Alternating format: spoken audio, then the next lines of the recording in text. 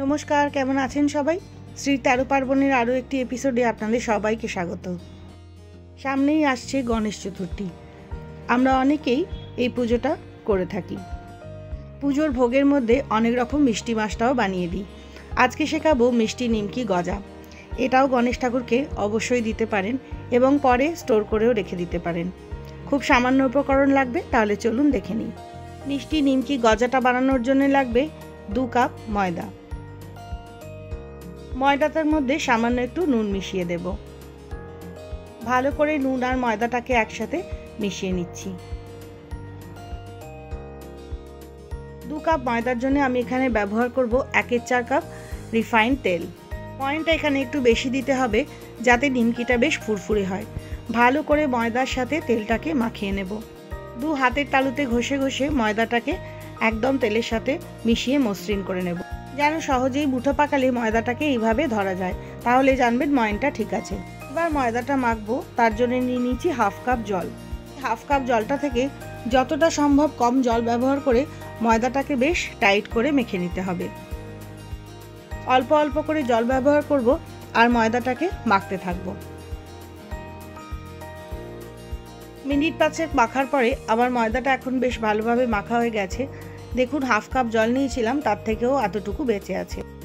এবার ময়দাটাকে একটা কাপড়ে ঢেকে রেস্ট হতে দেবো 10 থেকে 15 মিনিট। ততক্ষণে আমি রসটা বানিয়ে নেব। তার জন্য নিচ্ছি 1 কাপ চিনি, একই সাথে দিয়ে দেবো 1 কাপ জল।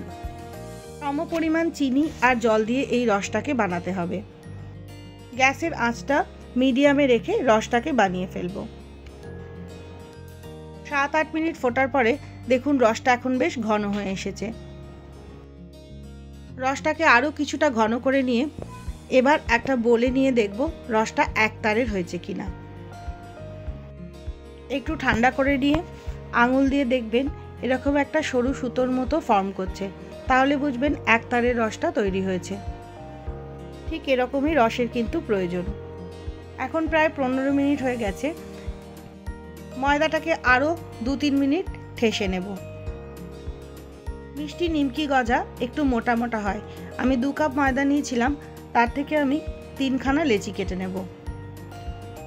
একটু বড় বড় লেচি কিন্তু মিষ্টি নিমকি গজার জন্য প্রয়োজন।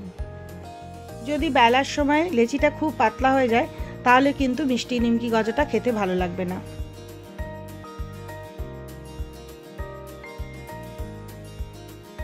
এবার লেচিগুলোকে বেলবো, তার জন্যে চাকিতে মাখিয়ে নিচ্ছি বেশ কিছুটা সাদা তেল। প্রথমে হাত দিয়ে লেচিটাকে একটু চ্যাপ্টা করে নেব, তারপরে বেলবো।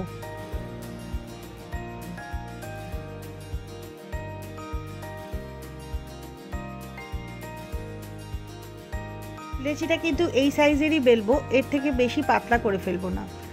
দেখুন রুটিটা এখনো যথেষ্ট মোটা আছে। এবার একটা ছুরির সাহায্যে 1.5 সেন্টিমিটার অন্তর অন্তর একটা করে কাট লাগাবো। আড়াআড়ি ভাবে কাটার সময় 2 থেকে 3টে করে কাট হলেই হবে।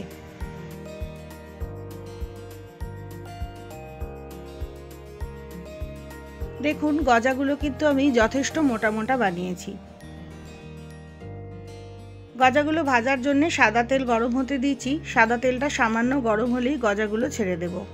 তেলটা খুবই কম টেম্পারেচারে আছে, যার জন্য তেলে ছাড়ার পরে হালকা হালকা বুদবুদ কাটছে। যতগুলো গজা একসাথে ছাড়া যায় ততগুলোই ছেড়ে দেবো। গ্যাসটাকে লো করে দিয়ে গজাগুলোকে আস্তে আস্তে নাড়াচাড়া করতে থাকবো।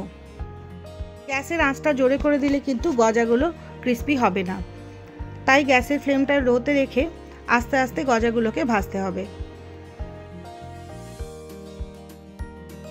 প্রায় 6-7 মিনিট লো ফ্লেমে ভাজতে ভাজতে এখন দেখুন আমার গজাগুলোই সুন্দর লালচে রং ধরেছে।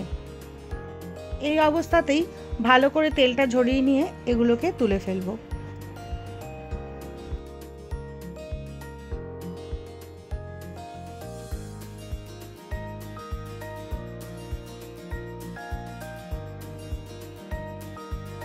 সব গজাগুলো এখন আমার ভাজা হয়ে গেছে। একটা ভেঙে দেখাই যে কীরকম ফুরফুরে গজাগুলো হয়েছে। এবার গজাগুলোকে রসে ফেলবো। দেখুন রসটা কীরকম জমে সাদা হয়ে গেছে। এরকমই রস কিন্তু গজার জন্য দরকার। গজাগুলোকে রসে ফেলার জন্য আমি গজাগুলোকে ঠান্ডা করে নিয়েছি আর রসটাকে কিন্তু হালকা গরম করে নিয়েছি। সব গজাগুলোকে রসে ফেলেই ভালো করে মিশিয়ে নিতে হবে, যাতে গায়ে ভালোভাবে রসটা লেগে যায়।